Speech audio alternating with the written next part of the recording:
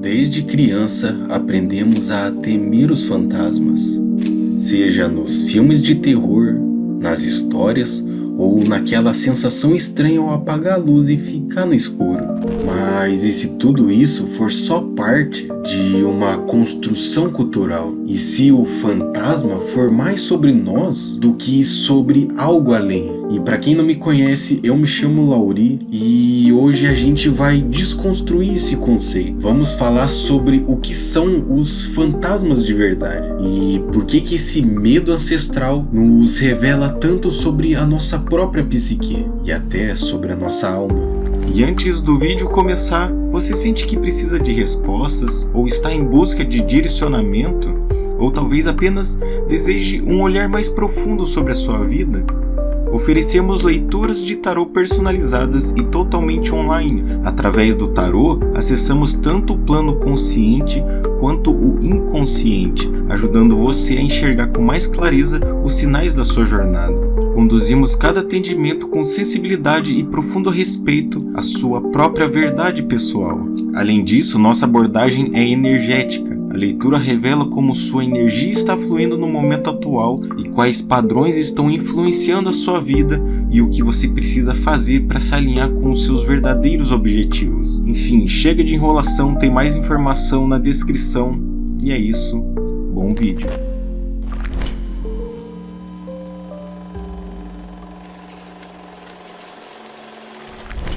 Bom, para começar, essa ideia de fantasmas, ela surge bastante desse medo coletivo da morte e do desconhecido. E tudo isso começa primeiramente no nosso próprio imaginário popular. Então essa ideia de espíritos que ficam presos entre mundos, vultos que estão ali para te assustar, quebrar objetos, ou até mesmo esses obsessores que sugam a sua energia. Tudo isso tem explicação. Afinal, essa visão, essa imagem criada dos fantasmas foi altamente amplificada por filmes, séries e pelos relatos pessoais de pessoas que transformaram o espírito em algo negativo e perigoso. Mas veja só, esse imaginário distorcido foi um dos pilares da construção do medo da morte, pois se a alma que morre pode voltar para assombrar, então o ato de morrer passa a ser um risco, não só de cessar, mas de se perder. E segundo a psicologia, mais precisamente na visão de Carl Jung, o fantasma ele pode ser visto como um símbolo daquilo que foi reprimido ou que foi mal resolvido. É a chamada sombra psíquica que atua na mente humana, fazendo tudo que é negado ou rejeitado voltar à tona. E isso não volta como um espírito batendo nas paredes e quebrando as coisas, mas como ansiedade, obsessão e repetições inconscientes, como se fosse um fantasma interno. Afinal, o que é um fantasma senão uma memória que não foi embora, um trauma que ainda te persegue ou uma parte da alma que ficou presa no tempo? E é exatamente por isso que em muitas culturas e tradições o fantasma não é só um espírito, ele também é um aviso, porque esses fantasmas eles podem representar essas dores internas que não foram curadas. Por isso que em sonhos ou em experiências subjetivas, o fantasma não é necessariamente um ser além, mas sim um reflexo do que está vagando dentro de nós.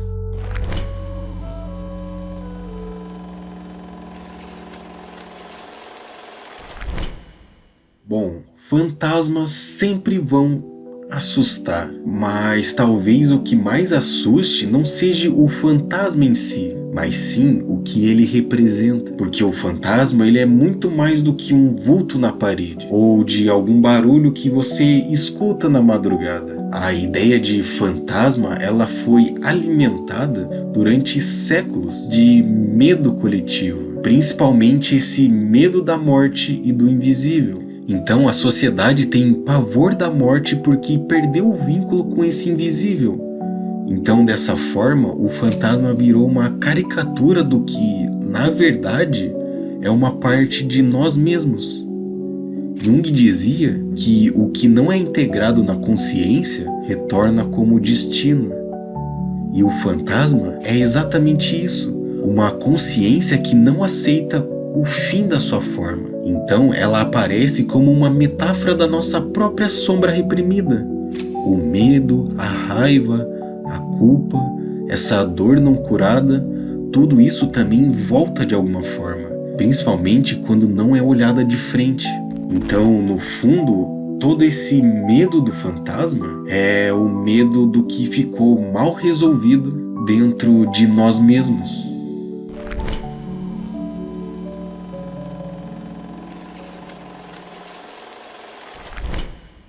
Então, para a gente entender melhor do que são feitos esses tais fantasmas, a gente precisa entender o que é o nosso corpo etéreo. O corpo etéreo é basicamente uma camada energética que fica em volta do nosso corpo físico e ela carrega impressões da nossa personalidade.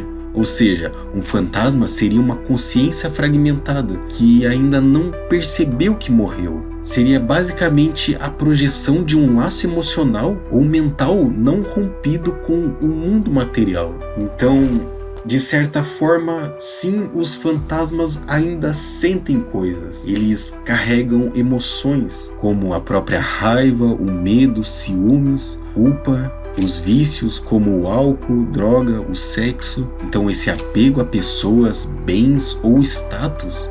E também essa falta de preparo espiritual. Basicamente tudo aquilo que não foi dissolvido na morte. Porque, ao contrário do que muitas pessoas pensam por aí, morrer não é o mesmo que se libertar. E, bom, na maioria das vezes, a gente não escolhe quando vai morrer. E nem todos os espíritos conseguem fazer essa travessia. Essas consciências, elas continuam vibrando nos mesmos padrões que tinham em vida. Elas não evoluem só porque deixaram o corpo físico. A morte, então, não é uma espécie de botão de reset. Ela apenas revela o que já estava aí dentro.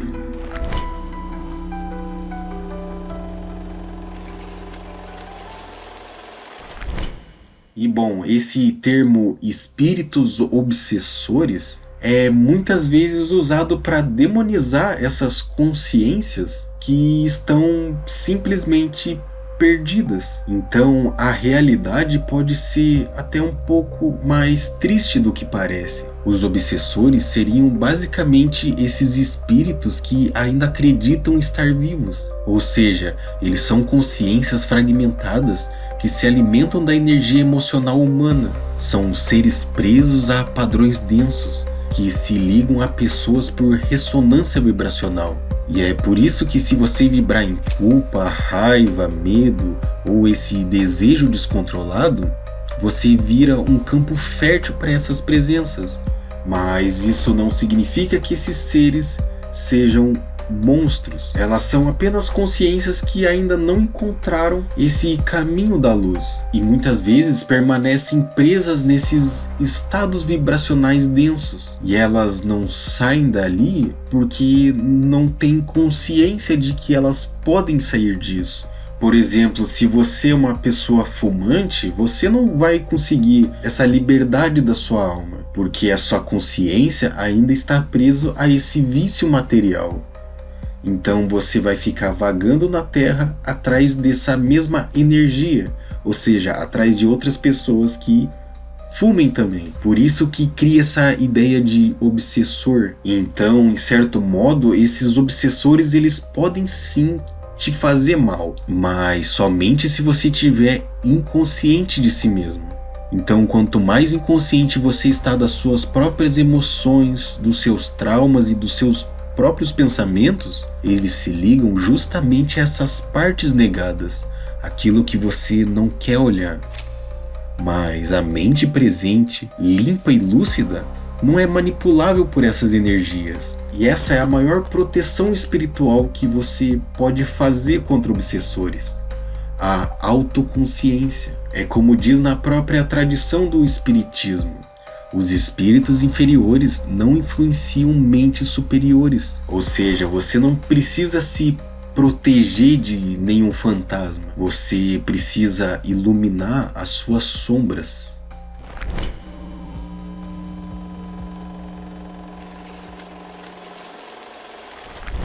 E bom, já que a gente falou do espiritismo, o Allan Kardec foi uma das figuras centrais nessa desmistificação da figura do fantasma, né? Dessa imagem dele sendo um espírito maligno ou demoníaco. Ao invés disso, ele revelou que esses espíritos são apenas essas consciências em diferentes estágios de evolução, assim como nós. Então não são essencialmente bons ou maus, mas sim expressões do próprio nível de entendimento, das emoções e experiências que eles carregam.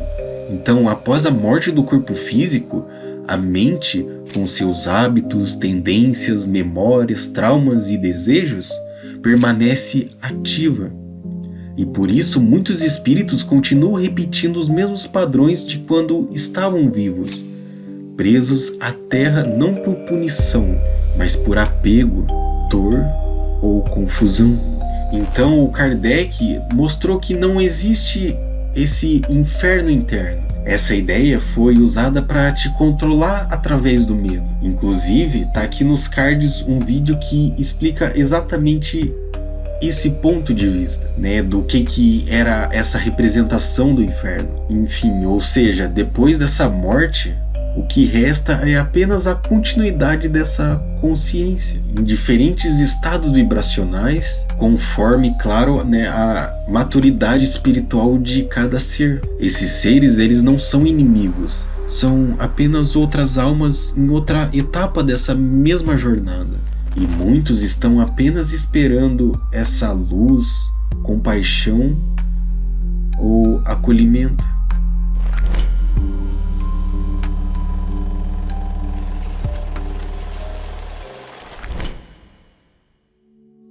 Bom, a ideia de você se tornar um fantasma pode parecer fantasiosa, mas ela nasce de algo muito real: o não encerramento dos ciclos da alma. Então, a gente se torna fantasmas quando morremos e não aceitamos que morremos. E isso acontece muito em mortes abruptas, né? Acidentes, suicídios ou doenças rápidas. Somos tão apegados à matéria, ao corpo, à família, aos bens, aos vícios, que não conseguimos nos desprender.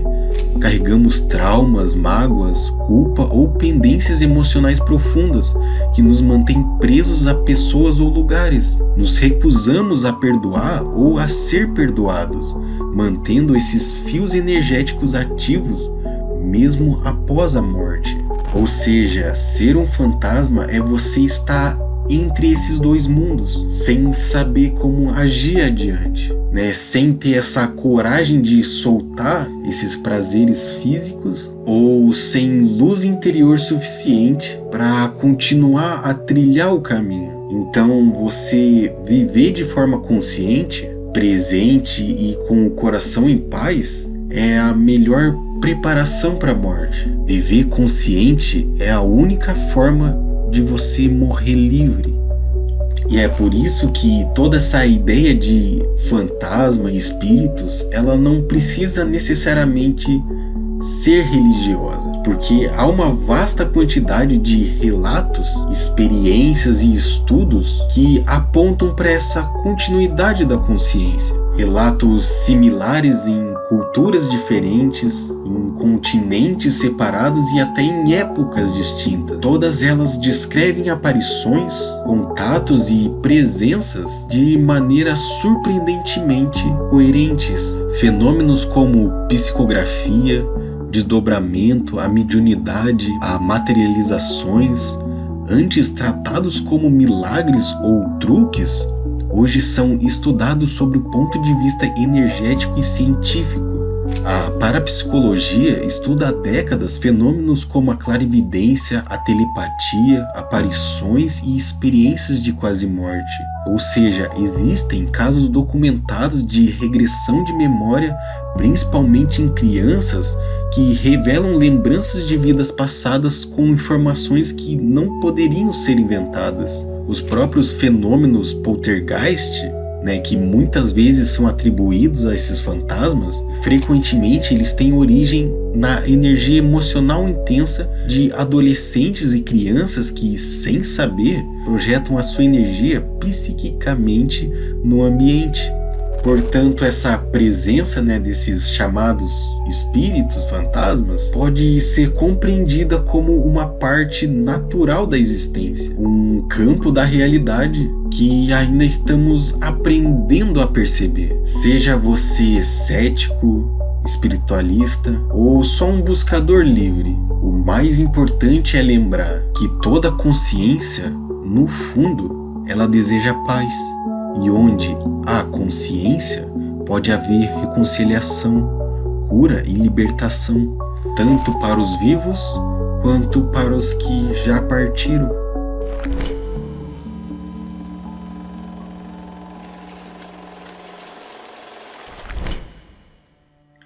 Bom, então, para finalizar esse assunto, o que acontece depois que morremos? Sabemos que a morte física não é o fim, mas também não é esse começo glorioso que muitas doutrinas religiosas te prometeram por aí. E aqui fica o alerta mais importante desse vídeo. O que acontece após o último suspiro depende profundamente do seu nível de consciência, não do quanto você acreditava, mas do quanto você compreendia.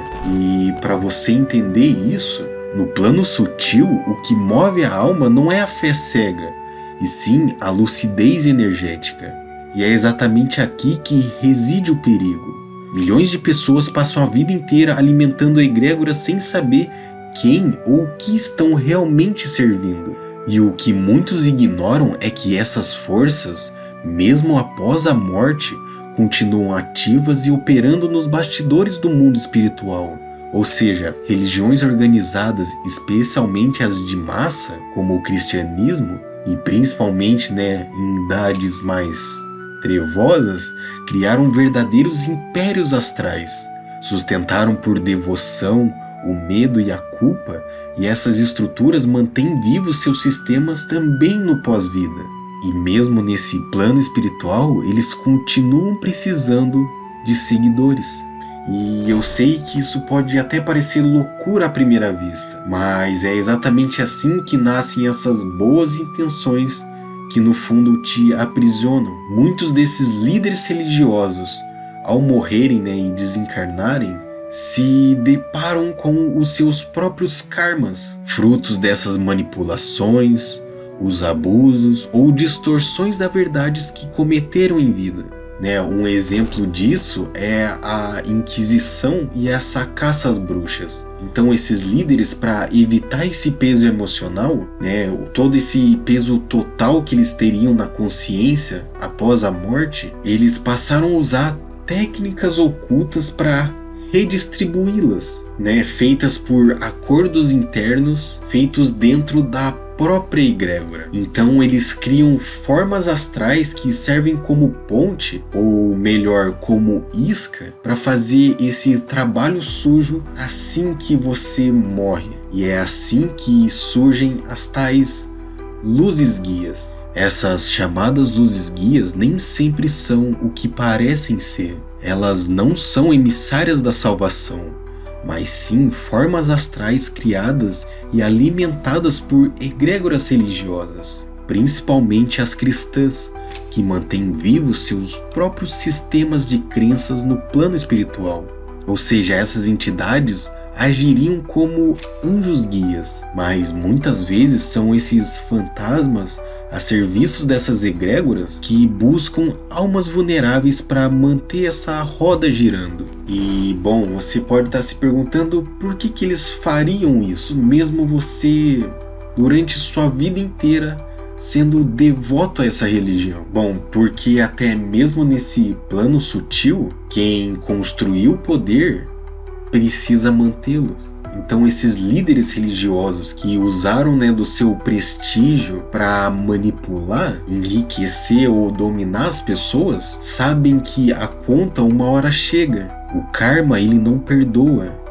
Então, como apagar esse karma sem ter que necessariamente pagar esse karma? E a forma que eles acharam foi transferindo ela para você, através de acordos ocultos, rezas e escritas. Então eles foram criando essas formas de pensamento, essas luzes sedutoras que se ligam a espíritos recém-desencarnados e ingênuos. Eles então guiam essas almas não para o céu e muito menos para um paraíso, mas sim para as chamadas zonas intermediárias, onde continuam presas àquela religião, aquela egrégora, alimentando com a sua energia o mesmo sistema que os escravizou em vida.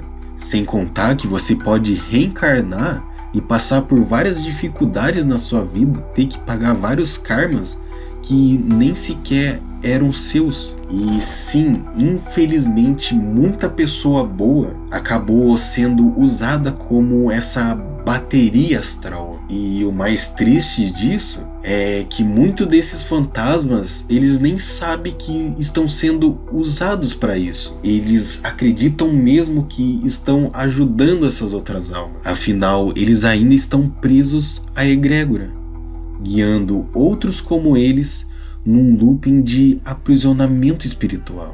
Por isso, tenha muita atenção, conheça bem a religião, né, essa egrégora que você está alimentando. Saiba com quem você se conecta quando está rezando, né, orando, meditando, dançando, ou seja lá como você se expressa espiritualmente, né, o jeito que você usa para se conectar com o divino. Porque no pós-vida, a energia é atraída por ressonância. E se você for cego aqui, também vai ser cego lá. Então a consciência liberta antes e depois da morte.